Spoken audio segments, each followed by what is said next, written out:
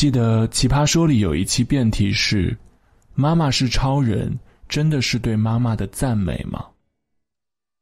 我很喜欢詹青云当时的观点，他说每个女孩原来都各自不同，有的人能干，有的人生活不能自理，有的人怕鬼又怕黑。妈妈是超人，强调和神化了母爱的本能。伟大既是对妈妈们的赞美，也是对妈妈们的绑架，就像被套上了一个必须付出和牺牲的枷锁，好像只有无所不能才应该被赞美。赶快进入今天这期节目，要来跟你说说和妈妈的故事。东经122度，北纬31度。我在中国上海，你在哪里？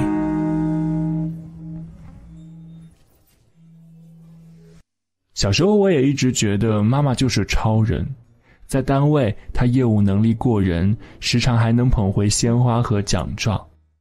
在家轻轻松松就能够烧出一桌子好菜，所有家务都难不倒她。还有学校的难题，生活的困惑，只要我找妈妈，她都会耐心帮我解答。爷爷奶奶家庭观念传统，他们只疼爱自己的儿子女儿，始终把我妈当外人。我爸做错了，也会第一时间包庇我爸。我妈稍有点让他们不满意的地方，就到处说我妈的坏话。妈妈会生气，但从来不会和爷爷奶奶去争执。有时候甚至会气到离家出走，打包行李住到外公外婆家，爷爷奶奶都从不低头，也不说半句好话劝妈妈，都是妈妈气消了，自己回去，日子接着过。后来奶奶身体不好，住过几次院，儿女们都各种推脱自己忙，不情愿地去看护。只有妈妈关心奶奶想吃什么，也只有妈妈不嫌弃奶奶臭，帮她擦身子，帮她处理大小便。长大之后，当我看到妈妈悄悄用染发膏掩盖她越来越多的白发，我开始发现，妈妈她不是超人，她也有脆弱的时候和无能为力的事。在单位，她也会因为业绩压力失眠，因为办公电子系统升级太快，适应不了而抱怨。在家，因为腰疼做不了太多家务，但依然会嫌弃洗碗机、扫地机太费电，而经常舍不得开。还有，从初中起，当妈妈越来越回答不上我学校的难题、生活的困惑，我们交流就开始变少了，代沟也在不知不觉中越来越多。当我发现妈妈经常去探望外婆，也经常会找我帮忙的时候，我知道妈妈也会孤独。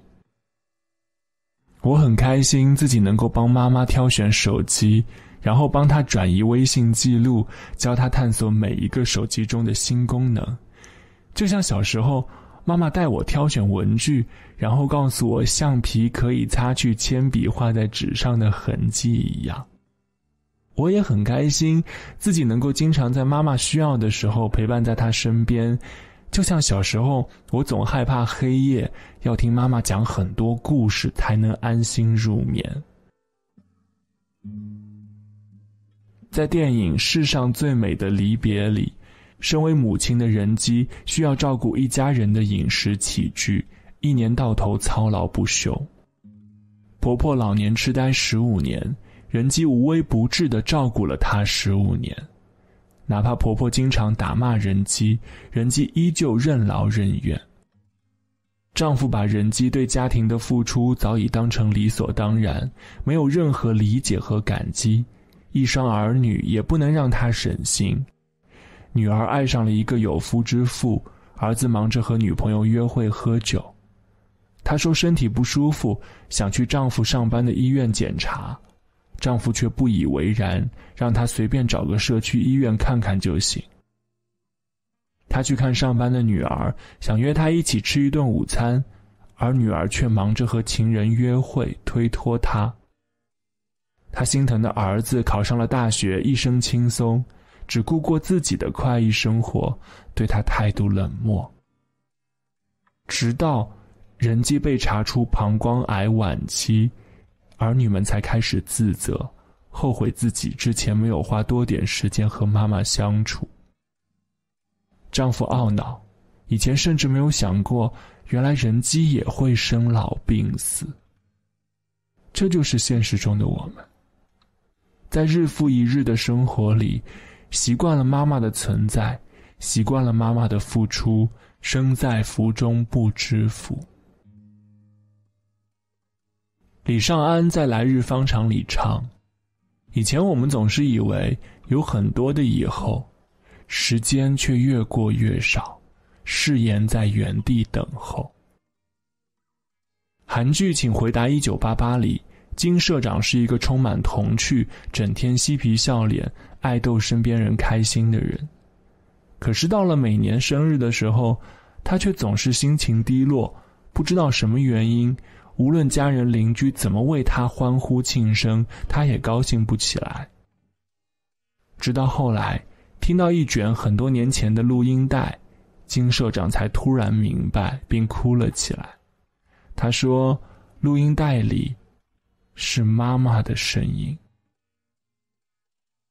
原本以为过了那么久，已经不会再难过了，可到了生日，还是不自觉的就想起妈妈。哪怕给妈妈打通电话也好，可没地方打电话。我好想妈妈，真的好想她。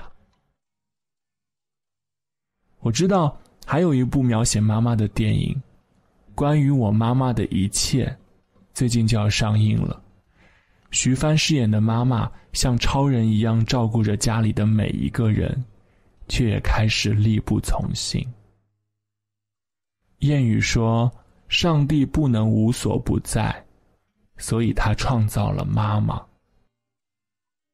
后来发现，妈妈也不是无所不能的，所以她也需要爱和陪伴。趁一切都还来得及，千万别说来日方长。这里是深夜治愈所，我是子敬。天亮之后，不如给妈妈打一个电话吧。